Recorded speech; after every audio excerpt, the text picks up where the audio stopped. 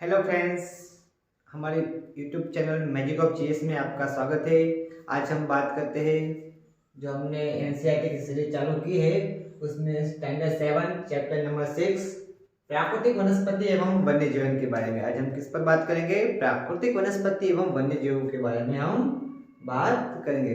इससे पहले आप हमारे चैनल पर नए हैं तो लाइक करें, शेयर करें, सब्सक्राइब करें और बेल आइकन दबाना ना भूलें ताकि हमारा वीडियो सबसे पहले आप तक पहुंच पाए। हम प्राकृतिक वनस्पति एवं सदैव वन्य जीवन के बारे में पहले तो वनों के बारे में जानेंगे। वन क्या है, वन कहाँ पर होते हैं? जहाँ पर अलग अलग प्रकार के वृक्ष पाए जाते हैं, अलग अलग जगह पर अलग अलग प्रकार के वृक्ष पाए जाते हैं, उसे हम कई तरह के वन के नाम भी उसे हम दे चुके हैं। जैसे कि हम पहले बात करेंगे उष्णकटिबंधीय सदाबहार वन के बारे में, उसके बाद हम बात करेंगे उष्णकटिबंधीय पर्णपाती वन के बारे में, उसके बाद बात करेंगे हम शीतोष्ण सदाबहार वन के बारे में, और उसके बाद हम शीतोष्ण पर्णपाती वन के बारे में भी बात करेंगे। जो वन के बाद आते हैं भूमध्य सागरीय वनस्पति। हम किस पर बात करेंगे? भूमध्य सागर वनस्पति के बारे में। शंकुधारी वन के बारे में भी बात करेंगे, और उसके पीछे है घास स्थल, जैसे कि उष्णकटिबंधीय घास स्थल, शीतोष्ण घास स्थल और कंटीली झाड़ियां। और किस पर बात करेंगे हम? कंटीली झाड़ियां। उष्णकटिबंधीय सदाबहार वन में क्या होता है? इसे उष्णकटिबंधीय सदाबहार वन को हम वर्षा वन भी कहते हैं। उष्णकटिबंधीय सदाबहार वन को हम वर्षा वन भी कहते हैं।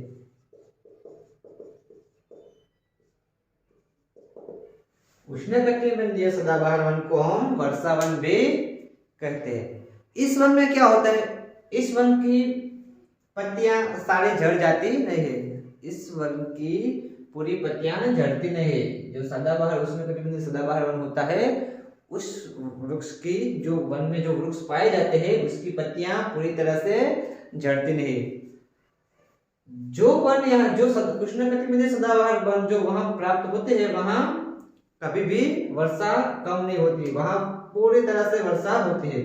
वे उष्णकटिबंधीय क्षेत्र में पाए जाते हैं। कहा वहां तक उष्ण।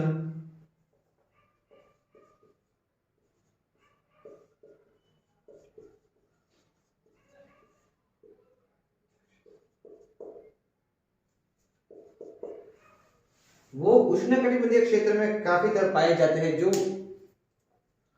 उष्णकटिबंधीय सदाबहार वन होते हैं वो उष्णकटिबंधीय क्षेत्र में ज्यादातर पाए जाते हैं। जो वृक्ष होते हैं वो काफी लंबे होते हैं, वहां वर्षा भी काफी पड़ती है, इस वजह से वो लंबे होते हैं, और वहां पर सूर्य की प्रकाश तट पर पहुंच नहीं पाती। क्यों? क्योंकि वहां पर लंबे वृक्ष होने के कारण सूर्य का प्रकाश वनों के तट पर नहीं पहुंच पाता। ये वन कभी शुष्क भी नहीं होता। यहाँ आमतौर यहाँ पर उष्णकटिबंधीय सदाबहार वन पर आमतौर रोजवुड जैसे कि वृक्ष पाए जाते, जैसे कि रोजवुड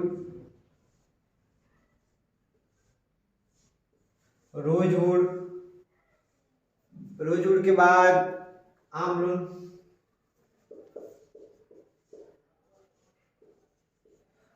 बाद आमलून, महोदनी,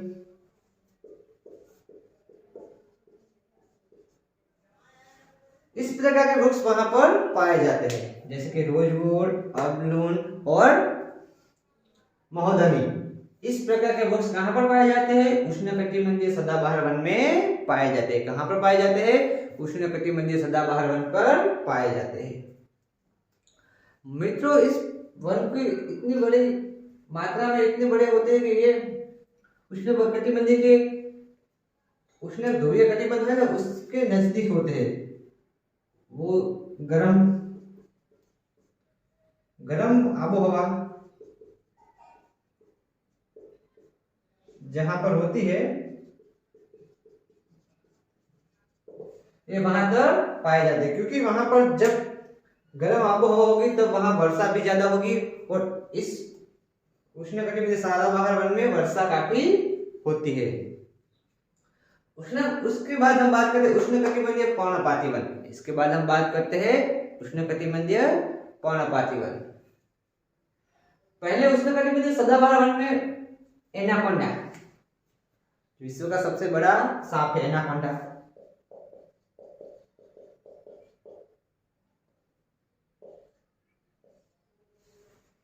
एनाकोंडा सांप जो विश्व का सबसे बड़ा सांप है वो उष्णकटिबंधीय सदाबहार वन में पाया जाता है। कहां पर पाया जाता है? उष्णकटिबंधीय सदाबहार वन पर। एनाकोंडा सांप जैसे कि मगर जैसे बड़े बड़े मछलियां, इस सबको वो एनाकोंडा सांप मार देता है, क्योंकि एनाकोंडा इतना बड़ा सांप होता है कि इसके बाजुओं में क्या इतनी बड़ी ताकत होती है जो वो मगर जैसे को भी मात दे देता है। उष्णकटिबंधीय सदाबहार वन जैसे कि ब्राजील में रहते हैं। कहां पर क्या है? ब्राजील के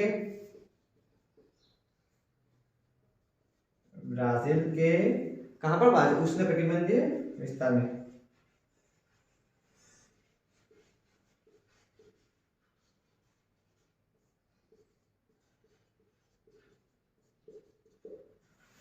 ब्राजील के उष्णकटिबंधीय विस्तार में भी ये सदाबहार वन पाए जाते हैं बड़े मात्रा में। ये सदाबहार वन ब्राजील के क्षेत्र में पाए जाते हैं, बहुत बड़े क्षेत्र में ब्राजील में है।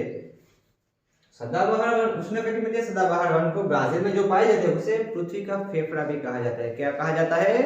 पृथ्वी के फेफड़े। ब्राजील में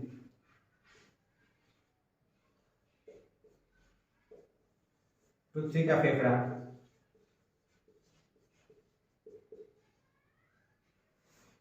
ब्राजील के जो उष्णकटिबंधीय सदाबहार वन है उसे पृथ्वी के फेफड़े के नाम से भी जाना जाता है, क्योंकि ये इतना बड़ा होता है जो हमें ऑक्सीजन की मात्रा, O2 की मात्रा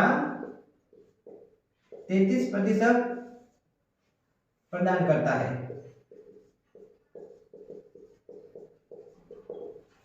जैसे कि पृथ्वी पर 100% ऑक्सीजन वृक्षों से प्राप्त होती है, उसमें से 33% ऑक्सीजन हमें ब्राजील का जो उष्णकटिबंधीय सदाबहार वन है उससे हमें प्राप्त होती है। कहां से प्राप्त होती है? ब्राजील के उष्णकटिबंधीय सदाबहार वन से हमें प्राप्त होती है। उसके बाद हम बात करते हैं उष्णकटिबंधीय पर्णपाती वन। किसके बारे में? उष्णकटिबंधीय पर्णपाती वन।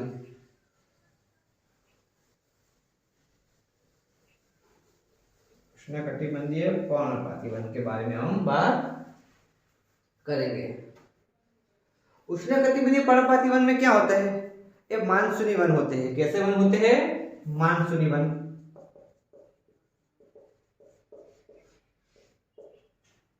ये मौसम के आधार पर होते हैं। मानसूनी वन में क्या होते हैं? मौसम के आधार पर होते हैं। उष्णकटिबंधीय पर्णपाती वन मौसम के आधार पर होते हैं। ये जैसे कि हमारे देश में भारत में ऑस्ट्रेलिया,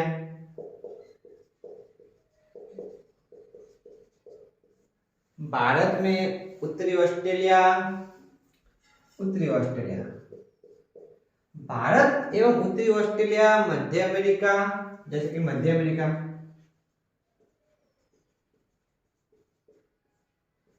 भारत, उत्तर ऑस्ट्रेलिया एवं मध्य अमेरिका जैसे विस्तारों में ये बड़े मात्रा में पाए जाते हैं। कौन पाए जाते हैं? उष्णकटिबंधीय पर्णपाती वन, मानसूनी वन होते हैं जो हमारे देश भारत, उत्तरी ऑस्ट्रेलिया एवं मध्य अमेरिका में पाए जाते हैं। इसमें काफी में से वृक्ष की बात करें तो हम साग, साल,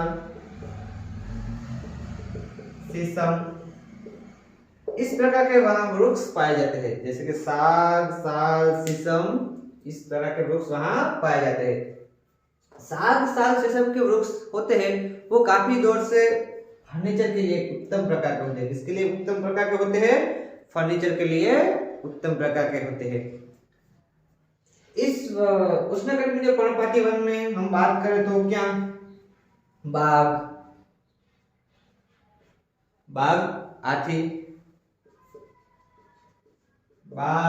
हाथी, गोल्डन लंगूर,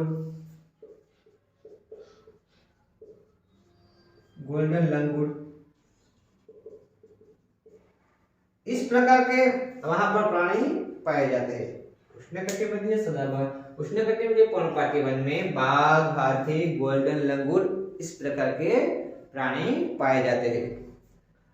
अब हम बात करते हैं शीतोष्ण सदाबहार वन। किसकी बात करते हैं? शीतोष्ण सदाबहार वन।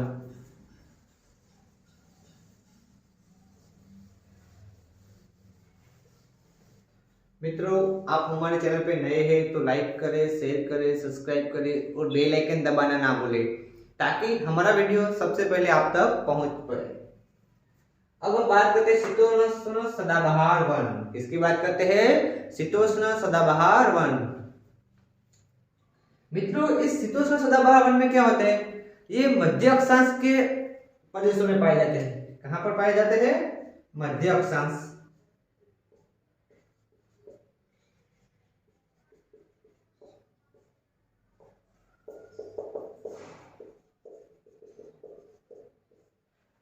शीतोष्ण सदाबहार वन मध्य अक्षांश के प्रदेशों में पाए जाते हैं। महाद्वीपों के पूर्वीय तटों पर यह खास कर पाए जाते हैं। शीतोष्ण सदाबहार वन महाद्वीपों के पूर्वीय तटों पर पाए जाते हैं, जैसे कि पूर्वीय तटों पर।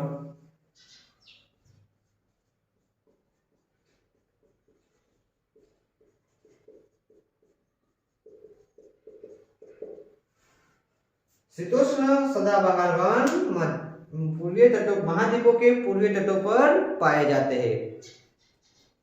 जैसे कि ये पूर्वीय तटों की बात करें तो दक्षिण पूर्व,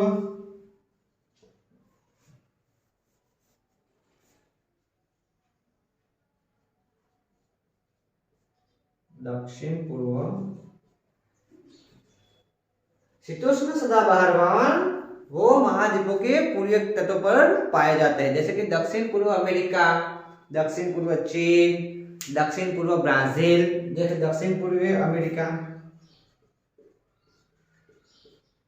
चीन, दक्षिण पूर्व ब्राजील। जैसे कि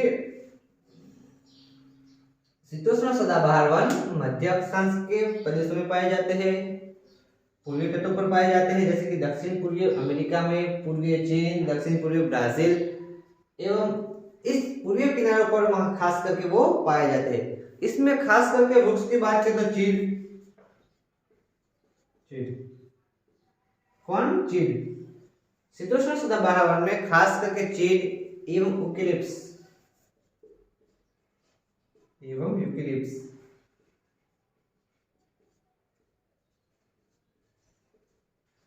चीड़ एवं यूकेलिप्टस के वृक्ष खास कर पाए जाते हैं।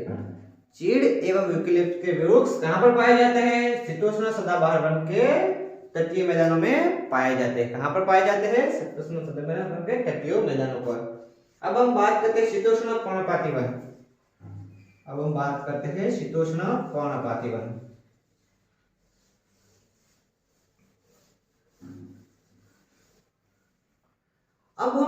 हैं शीतोष्ण पर्णपातीय।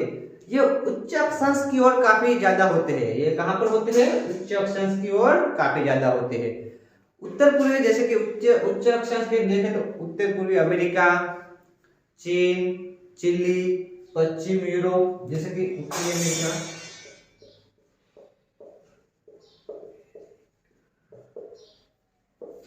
चीन, यूरोप, चिली, चीन नहीं, चिली।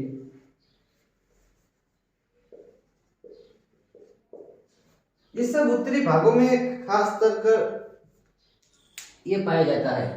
क्या पाया जाता है? शीतोष्ण पर्णपाती वन। कौन पाया जाता है? शीतोष्ण पर्णपाती वन खास करके उत्तरी अक्षांशों के बीच होता है, जैसे उत्तरी अमेरिका, चिली, यूरोप ऐसे होते हैं। ये शुष्क मौसम में पौधे अपने झाड़ देते हैं। इस वन की खासियत है, जो शुष्क मौसम होता है,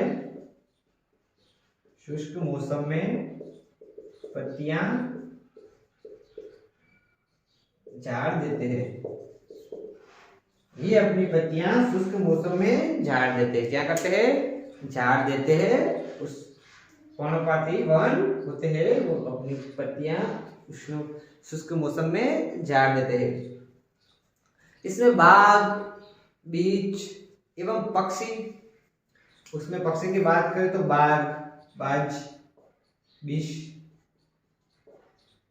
बाज एवं 20 प्रकार के पक्षी वहां पर पाए जाते हैं। और हम उस पर प्राणियों की बात करें तो प्राणी की बात करें तो जैसे कि हाथी, क्या हाथी, प्राणियों में वहां पर खास कर हाथी पाए जाते हैं। हिरण, लोमड़ी, इस प्रकार के वहां पर पक्षी और प्राणी पाए जाते हैं। तथा वहां पर की फेमस क्या है, क्रिकेट तथा मोनल पक्षी भी पाए जाते हैं। फेमस पक्षी कौन से है, क्रिकेट तथा मोनाल। क्रिकेट तथा मोनाल पक्षी किस प्रकार के वन में पाए जाते हैं, तो शीतोष्ण पर्णपाती वन में पाए जाते हैं। अब हम बात करते हैं भूमध्य सागरीय वनस्पति की। इसकी बात करते हैं भूमध्य सागरीय वनस्पति की। भूमध्य सागरीय वनस्पति, अब हम बात करते हैं भूमध्य सागरीय वनस्पति जो महाद्वीपों के पश्चिम भागों में होती है। ये महाद्वीपों के पश्चिम भागों में होती है। खास कर वो आप जानते हैं कि महाद्वीप होते हैं उसके पश्चिम भाग में ये पाई जाती है। जैसे कि पश्चिम एवं क्या दक्षिण पश्चिम यूरोप, दक्षिण पश्चिम यूरोप। भूमध्य सागरीय वनस्पति दक्षिण पश्चिम यूरोप में भी पाई जाती है। अफ्रीका में भी पाई जाती है। भूमध्य सागरीय वनस्पति दक्षिण पश्चिम यूरोप में पाई जाती है, अफ्रीका में पाई जाती है, अफ्रीका एवं एशिया में भी पाई जाती है। कहां पर, एशिया में भी पाई जाती है। इस प्रकार की वनस्पति को हम क्या कहते हैं, भूमध्य सागरीय वनस्पति। इस प्रकार की वनस्पति को हम क्या कहते हैं, भूमध्य सागरीय। ये खास कर यूएस अमेरिका के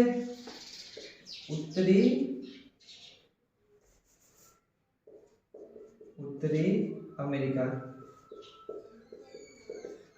का कैलिफोर्निया,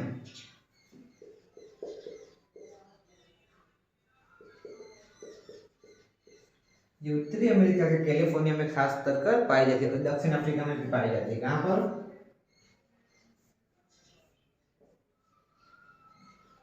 दक्षिण पूर्वी अफ्रीका।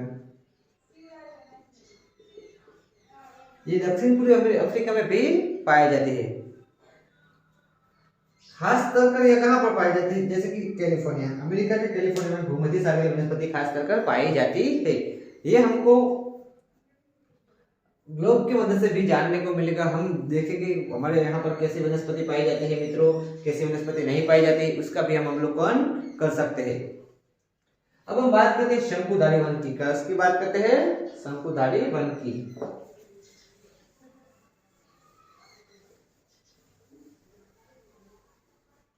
शंकुधारी वन,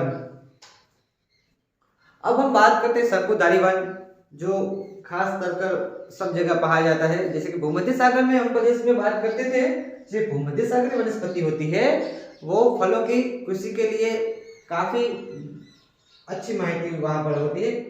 ज्यादातर फूलों की खेती वहां पर होती है, इस वजह से उसे फूलों की धानी क्या कहा जाता है, भूमध्य सागरीय वनस्पति को फूलों की धानी।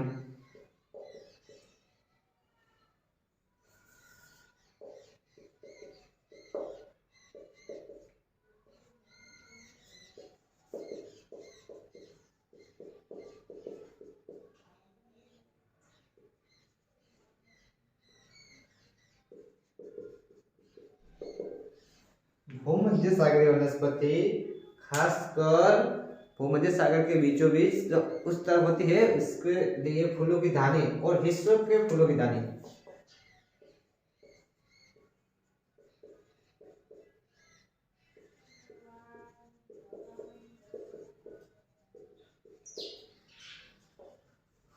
विश्व के फूलों की धानी को भी वहां पर किया जाता है। वहां पर खास कर संतरा, अंजीर, अंगूर ऐसे वृक्ष पाए जाते हैं।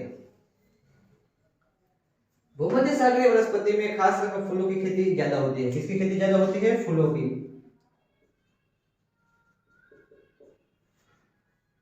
फूलों की खेती ज्यादा होती है, इसलिए वहां पर पाए। देखो, फूलों की बात करें तो इस विश्व का फूलों के धानी को क्यों कहता है? क्योंकि यहाँ पर फूलों की खेती ज्यादा होती है। यहाँ पर अंजीर, अंगूर, यहाँ पर अंजीर एवं अंगूर के फल प्राप्त होते हैं। कौन से फल प्राप्त होते हैं? अंजीर, अंगूर एवं संतरा।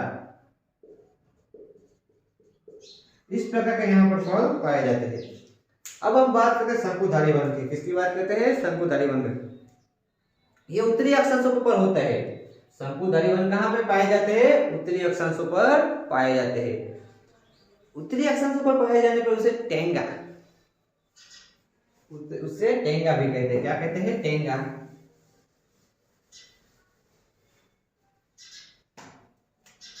टेंगा, टेंगा। शंकुधारी वन उत्तरी अक्षांशों पर पाए जाने की वजह से उसे टेंगा भी कहते हैं। उसकी ऊंचाई काफी ज्यादा होती है। क्या होती है? उसकी ऊंचाई काफी ज्यादा होती है। हम ऊंचाई की बात करें तो हिमालय में भी ये वृक्ष पाए जाते हैं। शंकुधारी वृक्ष कहाँ पर पाए जाते हैं? हिमालय में भी पाए जाते हैं। उसकी औसत ऊंचाई 3 से 4 मीटर और उससे भी बड़ी नहीं होती है, उससे भी काफी ज्यादा बड़ी होती है। शंकुधारी वन हमें हिमालय में पाए जाते हैं। शंकुधारी वन काष्ठ कला के लिए जो सब सामान बनते हैं वो शंकुधारी वन से ज्यादा बनते हैं। क्या बनते हैं? खास करके शंकुधारी वन में क्या है? लुगदी। लुगदी खास करके शंकुधारी वन से क्या मिलता है? लुगदी, जो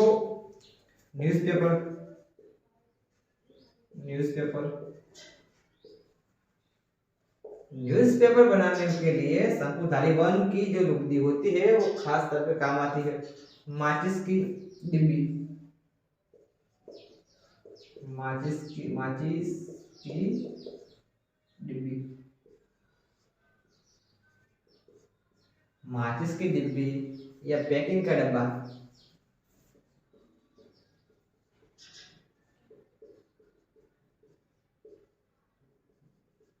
माचिस की डिब्बी एवं पैकिंग का डब्बा एवं न्यूज़पेपर की लुगदी जो बनती है वो शंकुधारी वृक्ष के जो होते हैं उससे काफी अच्छी और काफी ज्यादा पर प्राप्त होते हैं। वहां पर के वृक्ष में देखे तो देवदार,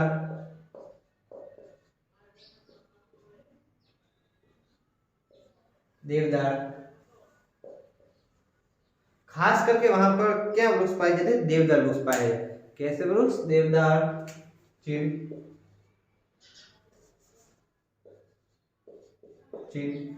देवदार और चीड़ वृक्ष खास करके वहां पर पाए जाते हैं। वहां पर हम बात करें तो ठंडे मौसम में ज्यादा पाए वहां पर भालू, लोमड़ी, इस प्रकार के जानवर भी वहां पर खास करके पाए जाते हैं। जैसे कि ये ध्रुवीय भालू होता है, ध्रुवीय लोमड़ी होती है। क्यों? वहां पर ठंड वजह के कारण यहाँ पर की जो ठंड पड़ती है वहां पर से उससे वो काफी रक्षण भी प्राप्त करते हैं और ऐसे ऐसे वो प्राणी है जो ठंड को भी झेल सके। टेंडा के अर्थ रूसी भाषा में क्या होता है? आपको मालूम है? टेंडा का अर्थ रूसी भाषा में क्या होता है? अछूना। क्या होता है? अछूना। टेंगा का अर्थ रूसी भाषा में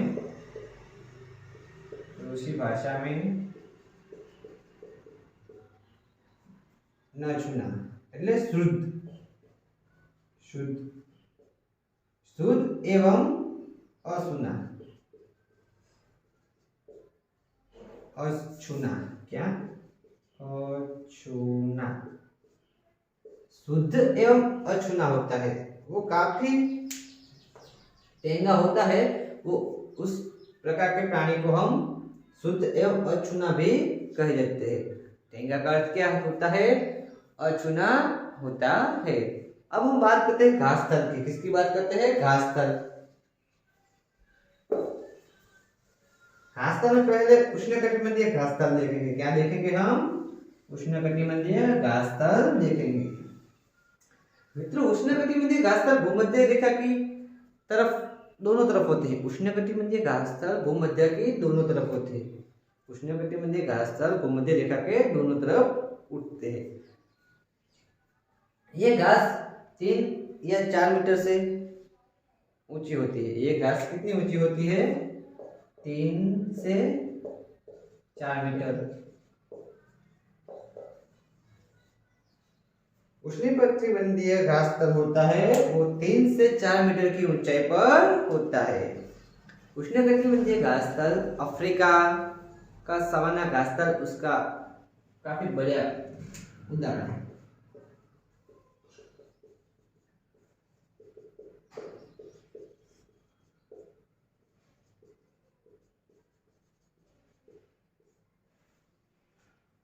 उष्णकटिबंधीय घास स्थल 3 से 4 मीटर की ऊंचाई में होता है और उससे ज्यादा भी हो सकते हैं। और अफ्रीका का सवाना घास स्थल जो है उष्णकटिबंधीय घास स्थल का काफी अच्छा उदाहरण है।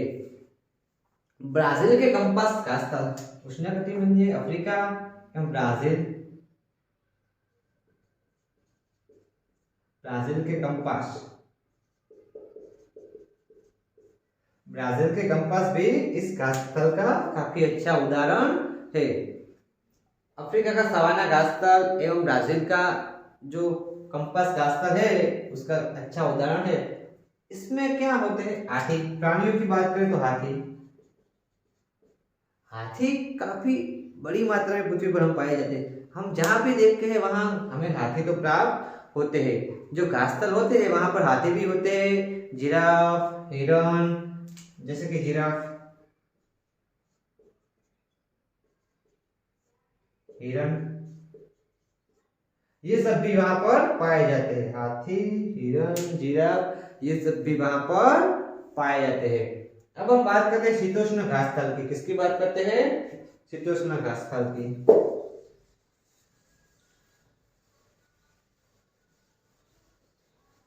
उष्णकटिबंधीय घास स्थल 3 से 4 मीटर की ऊंचाई वाले भी होते हैं। अब हम बात करते हैं शीतोष्ण घास। ये महाद्वीपों के भीतरी भागों में होते हैं। शीतोष्ण घास स्थल होते हैं जो महाद्वीपों के भीतरी भागों में होते हैं। जैसे कि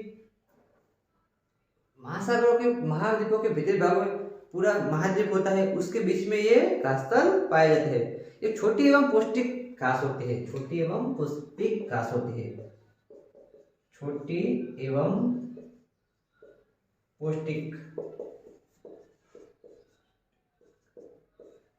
छोटी एवं पौष्टिक घास होती है। कैसी घास होती है?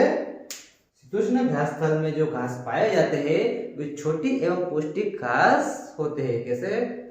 छोटी एवं पौष्टिक। इसमें जंगली भैंस, इस घास स्थल में जंगली भैंस, बाहनुस जैसे प्राणी भी पाए जाते हैं। जंगली भैंस,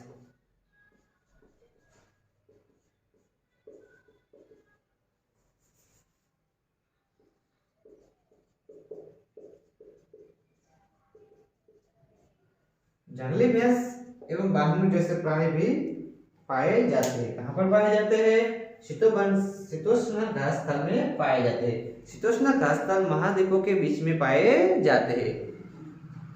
अब बात करते हैं कंटीली झाड़ियां की। किसकी बात करते हैं? कंटीली झाड़ियां की। मित्रों, कंटीली झाड़ियों में क्या होता है?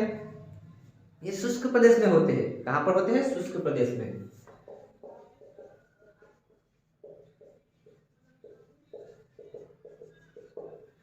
वहां कंटीली झाड़ियों में क्या होते हैं? कंटीले वृक्ष होते हैं।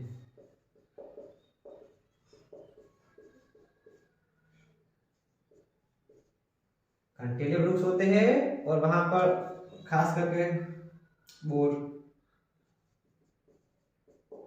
खिजड़ा,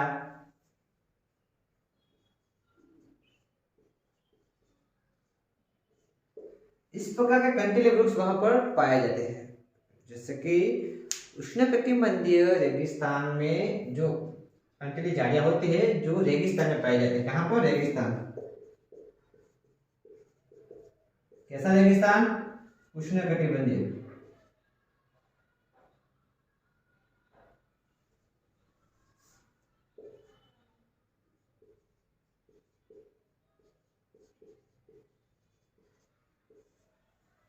उष्णकटिबंधीय रेगिस्तान में इस प्रकार की झाड़ियां पाई जाती है, कंटीली झाड़ियां पाई जाती है। उसमें कंटे की मात्रा ज्यादा होती है, उसमें फल भी होते हैं, जैसे कि बोर भी वहां पर पाए जाते, छीने बोर, बड़े बोर वहां पे भी पाए जाते हैं।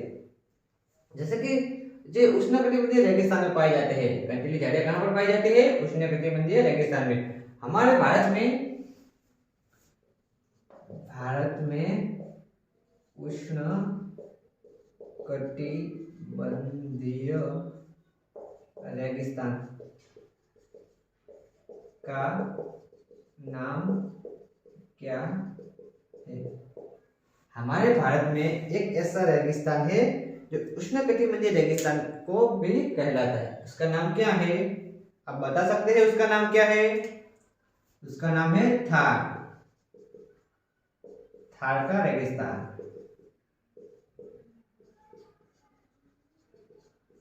किसका रेगिस्तान? थार का रेगिस्तान, जो भारत के पश्चिम भाग में पड़ता है। भारत के पश्चिम भाग में पड़ता है, वो राजस्थान में स्थित है। राजस्थान मित्रों, खासकर उष्णकटिबंधीय एवं रेगिस्तान होते हैं वो महाद्वीपों के पश्चिम भाग में होते हैं। उष्णकटिबंधीय महाद्वीपों रेगिस्तान होते हैं वो महाद्वीपों के पश्चिम भाग में होते हैं। कहाँ पर होते हैं? पश्चिम भाग में होते हैं। अब जैसे कि उष्णकटिबंधीय रेगिस्तान होते हैं जो महाद्वीप के पश्चिम भाग में होते हैं, ऐसे ही ठंडे शीत रेगिस्तान भी होते हैं। कैसे रेगिस्तान होते हैं?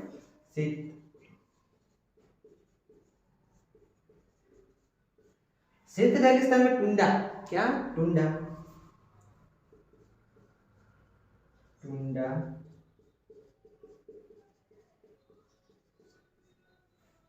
शीत रेगिस्तान में टुंड्रा की वनस्पति खास स्तर पर पाई जाती है। ठंडे प्रदेश में टुंड्रा की वनस्पति खास स्तर पर पाई जाती है।